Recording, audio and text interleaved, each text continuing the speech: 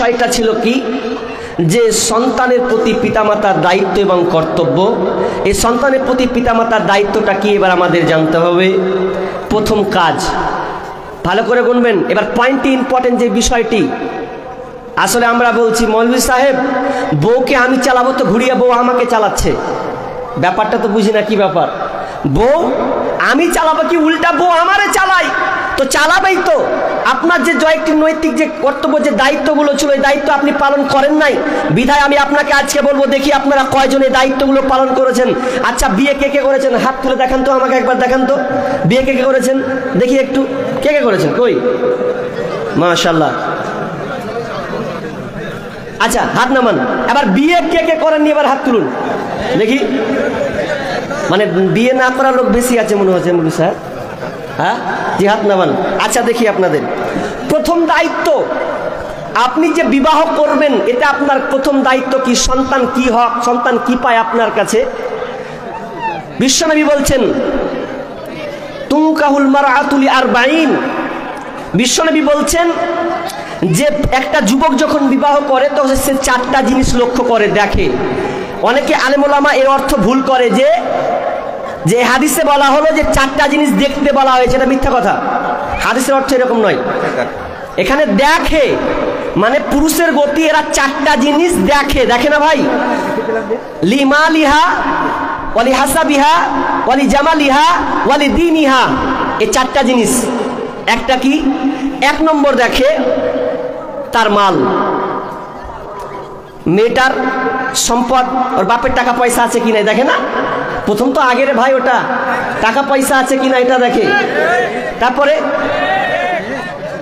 ওয়ালি হাসাবিহা, এবং তার বংশ গৌরব, বংশ কেমন এই জিনিসটা দেখে কি দেখে না? দেখে যে কেমন বংশ আছে। ওয়ালি জামালিহা, এবং মেয়েটার সৌন্দর্য, চেহারা দেখতে কত সুন্দরী এটা দেখে। ওয়ালি দীনিহা, দিন। কিন্তু আমরা তিনটাকে বেশি প্রাধান্য দিই, একটাকে কিন্তু দিই না। অথচ বিশ্বনবী বলছেন ফাজফার বিজাতি দিন, তুমি দিনটাকে প্রাধান্য দাও। এই দিন প্রাধান্য দিলে তোমার সংসার কি হবে? সুখের হবে। কিন্তু আমরা দেখি না। আজকালকার দেখতে গিয়ে, বউ দেখতে গিয়েছি একদম, তা আবার বউ দেখার ফ্যাশন কত, কে কে যায় দেখতে গো? হায় আল্লাহ, একটা মেয়েকে দেখার জন্য 7 বৈঠক করা লাগে, 10 বৈঠক করা লাগে। একটা মেয়েকে 10 বার 7 বার পর্যন্ত দেখে। প্রথমে যাবে বন্ধু, যাবে বন্ধুকে বলছে চনাবে বিয়ে দেখতে যাবো, তো বলছে তুই যাবে, তুই যাবি না সালা, তুই যাবি না, আমার বিয়ে হবে তুই দেখতে যাবি না? তখন একদম চললো দেখতে। তো কবে তোকে নিয়ে আসবো পালসার গাড়িতে, চিন্তা কেন করছিস? তুই উচ্চাখানে চাপবি, আমি নিচে থাকবো। পালসার গাড়ি তো গুন্ডা, ওতে নিয়ে যাবে। ওখান থেকে নিয়ে চলে গেল, দিয়ে আবার এক অপরকে কি করছে, বন্ধু আছে, চাচা আছে, বাপ আছে, আর বোনু আছে, আর শালা আছে, সবাই নিয়ে একটা মেয়েকে দেখছে, এক অপরকে প্রশ্ন করছে। দেখেন কেমন প্রশ্ন বলছে, কার কি প্রশ্ন করবি? প্রথমে প্রশ্ন করছে যে তুমি কোন ক্লাসে পড়ো? তো ধরলেন 9 বা 10-এ পড়ি। আচ্ছা মাস, খুব ভালো। আগে কিন্তু খুব জিজ্ঞাসা করতো সূরা ফাতিহা পারো কিনা, নাস পারো কিনা, সূরা কাফেরুন পারো কিনা। তো এখন আর ওটা অত প্রশ্ন করে না, প্রশ্ন করে বিড়ি বাঁধতে জানো? করে না? কতটি বিড়ি বাঁধবে? বিড়ি বাঁধতে জানো? হ্যাঁ জানি বিড়ি বাঁধতে। এবার কতটি বিড়ি বাঁধবে? ঘন্টায় কতটি পারো? 250 না 300টা। তাহলে বিড়ি বাঁধাটা দেখছে, আর প্রশ্ন করলো না তুমি কোরআন জানো কিনা। আসলে দুঃখ কোথায় জানেন? মানুষ যখন দেখবেন অনেক সময়, আচ্ছা গরুর মাংস কে কে কিনেছেন নিজের হাতে? হাত তুলেন তো, নিজের হাতে, নিজের হাতে। আচ্ছা, অনেকে গরুর মাংস কিনতে গিয়ে আপনি কি বলেন? এই হাড্ডি দিবি না, সাবধানে, সব ভালো ভালো গোশ দিবি, বলি না আমরা? বলি তো। আর বাড়ি এসে দিবি যখন থালা ধুকে, দোকানে হাড্ডি দিতে পারিস না, তখন ও হাড্ডি খুঁজছে। ও বাবু দোকানওয়ালাকে বলে দিয়েছে যে গোশ ভালো দে, আর এখন বলছে যে হাড্ডি না, হাড্ডি দে। তার মানে তুমি ওই জলসার মার্কেটে ঘুরান বেটি ছেলেটি, যেটি মডার্ন, সেই মাল কটাকে তুমি বেছে করে স্ত্রীপে নিয়ে এসেছো। তো বলছে তোর ব্যবহার খারাপ, তুই চলতে পারিস না ঠিক মতন। ওই গোস্তের মতনই হলো। তো আপনি চয়ন করেননি, আপনাকে চয়ন করতে হবে দিনদারি মহিলা, যার মধ্যে দিন আছে। সেই দিনদারি মহিলাকে যদি আপনি বিবাহ করেন তাহলে আপনার সংসারটা সুখের হবে। ভালো ফ্যাক্টরি থেকে ভালো সন্তান পৃথিবীতে আসবে, নচেত অসম্ভব একজন ভালো সন্তান হতে পারে। কেন? কারণ স্ত্রী পাল্টানো যায়, আপনার বউ পাল্টানো যায়, কিন্তু মা পাল্টানো যাবে না। আপনি চয়ন করেছেন সুন্দরী একজন মহিলা, দেখলেন যে আমার সুন্দরী মহিলা দরকার, কিন্তু আপনার সন্তান, যে সন্তানটা পৃথিবীতে আসবে, ও তো কার দরকার? সুন্দর মায়ের দরকার নয়? তাহলে সেই সন্তানটার কথা তো আপনাকে ভাবতে হবে। কারণ আজকালকার আমরা চয়ন করছি না, নির্বাচন করছি না, দিনদার মহিলাকে আমরা আজকে প্রাধান্য দিই না। কারণ আমরা দেখছি মাস্টার পাস ম্যাডাম, সে আপনার কিনা কতটুকু সে উচ্চ শিক্ষিত হয়েছে, এটা নিয়ে আমরা আজকে আত্মরাহ হয়েছি। এই জন্য সংসারে বেশিরভাগ ক্ষেত্রে দেখবেন আপনি পেপার পত্রিকা, আপনি নিউজ খুলুন, আজকে তালাকগুলো কেন হয়?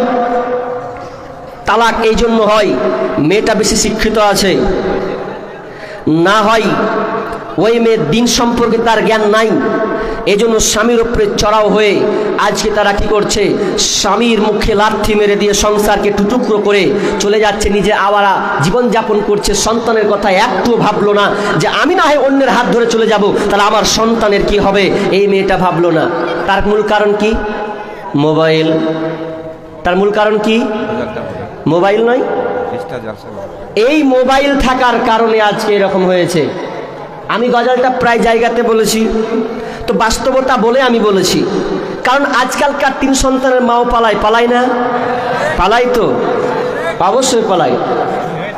হায় রে হায়, ভাই রে ভাই, এ কেমন যুগ এসেছে, স্বামী সন্তান পর করে মোবাইল আপন করেছে, স্বামী সন্তান পর করে মোবাইল আপন করেছে। হায় রে হায়, ভাই রে ভাই, এ কেমন যুগ এসেছে। আজকে মিস কল, কালকে ডাইরেক্ট, পরশুতে পরিচয়, চতুর্থ দিন আপা বলে খাড়া হয় দরজায়। স্বামী জিজ্ঞেস করলে বলে আত্মীয় এসেছে। হাই রে হাই, ভাই রে ভাই, এ কেমন যুগ এসেছে। হাই রে হাই, ভাই রে ভাই, এ কেমন যুগ এসেছে। 24 ঘন্টায় নাই রে বিশ্রাম রে। হাই রে হাই, ভাই রে ভাই, এ কেমন যুগ এসেছে।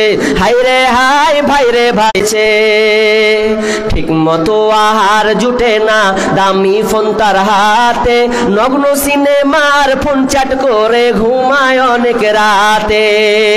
ঠিক মতো আহার জুটে না, দামি ফোন তার হাতে, নগ্ন সিনেমার ফোন চ্যাট করে ঘুমায় অনেক রাতে।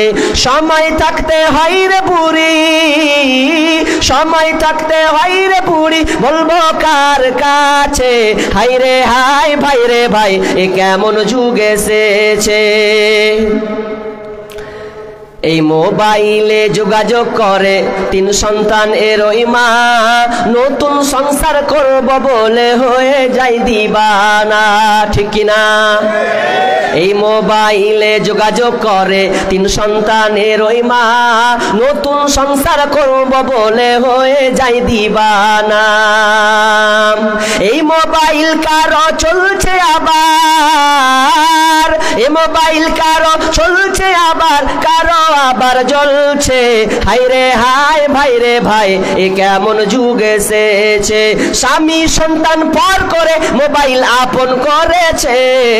হাই রে হাই, ভাই রে ভাই, এ কেমন যুগ এসেছে।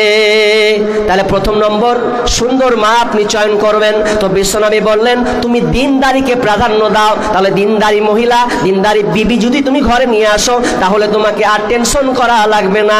যদি তুমি দিনদারি বাদ দিয়ে তুমি চেহারা খুঁজতে যাও, তার বংশ দেখতে যাও, তার সম্পদ তুমি যদি দেখতে যাও, আর দিনটাকে যদি প্রাধান্য না দাও, অন্যান্য জায়গায় হাদিসের বিবরণে বলেছেন ওই সংসার তোমার অশান্তি হবে। সুন্দর স্ত্রী যদি না পান, তাহলে পুরুষের জন্য ওই সংসারটা হচ্ছে একদম ভারী, একদম কঠিন হয়ে পড়বে। তো অতএব বিষ্ণু বলছেন যখন তুমি বিবাহ করবে যুবকের দল, তো প্রথম নম্বর তুমি দিনদারি মহিলা তুমি চয়ন করবে। দিনদারি মহিলা যদি চয়ন করা যায় তাহলে এখানে দুইটা জিনিস লাভ হবে। এক, তোমারও লাভ হলো, নাম্বার 2 সন্তানের লাভ হলো, কারণ সে সুন্দর দিনদারি মা পেয়ে গেল। তাহলে প্রথম কি লাগবে? সুন্দর মা। তাহলে সন্তান প্রথম হক সে বাপ মায়ের কাছে পায় সুন্দর মা, সৎ চরিত্রবান আল্লাহওয়ালি মা একজন সে পাবে। ডাক্তারেরা বলে না স্বাস্থ্য কয় প্রকার? স্বাস্থ্য 2 প্রকার, একটা শারীরিক স্বাস্থ্য, একটা মানসিক স্বাস্থ্য। শারীরিক স্বাস্থ্য ডাক্তার কি বলে যে আপনার বিবিকে আপনি সুন্দর করে রেস্ট করাবেন, তাকে ভালো ভালো ভিটামিন খাওয়াবেন, ফল ফ্রুট খাওয়াবেন। যদি আপনি খাওয়ান, যদি আপনি এগুলো খাওয়ান তাহলে আপনার স্ত্রীও ঠিক থাকবে, আপনার বাচ্চাও ঠিক থাকবে। এটা ডাক্তারের। কিন্তু মানসিক স্বাস্থ্যের ব্যাপারে তো আমি একটুও তো ভাবি নাই। মানসিক স্বাস্থ্য বিজ্ঞানীরা স্বাস্থ্যকে 2 ভাগে ভাগ করেছেন, এক শারীরিক স্বাস্থ্য, একটা হচ্ছে মানসিক স্বাস্থ্য। শারীরিক স্বাস্থ্য আপনি যেমন খাবেন সেরকম সুন্দর থাকবে, ডাক্তাররা তাই বলে, ভালো ভালো ভিটামিন আপনার স্ত্রীকে লিখে দেয়। পাশাপাশি মানসিক স্বাস্থ্য হচ্ছে এটাই যে আপনার স্ত্রী যদি ভালো হয়, কোরআন পড়নেওয়ালা হয়, যদি সে দৈনন্দিন কোরআন তেলাওয়াত করে, 5 ওয়াক্ত নামাজ পড়ে আদায় করে, তাহলে ওই প্রভাবটা বাচ্চার উপরে পড়বে কি পড়বে না? পড়বে। যদি মা যেমন নামাজ পড়বে তেমনই হবে, তেমনই ইমানদার তৈরি হবে। কিন্তু দুঃখজনক হলেও আজকে আমরা দুর্ভাগ্য, আপনাদের এদিককার মেয়ে কেমন আমরা জানি না, তো আমাদের ওই দিককার মেয়ে প্যাটে ছেড়ে নিয়ে ঝগড়া করছে গো। আজিব জ্বালা। ও যে আনলোড হয়ে আছে, ওকে যে ভাবতে হবে এটা নেই, মারপিট লেগেছে মানে ও কোমর বেঁধে দিল, বেরিয়ে পড়লো।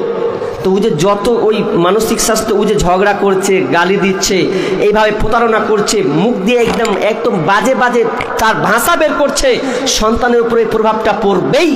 মা যেমন হবে সন্তান ওই রকমই মায়ের পেট থেকে তৈরি হবে আর পৃথিবীতে আসবে।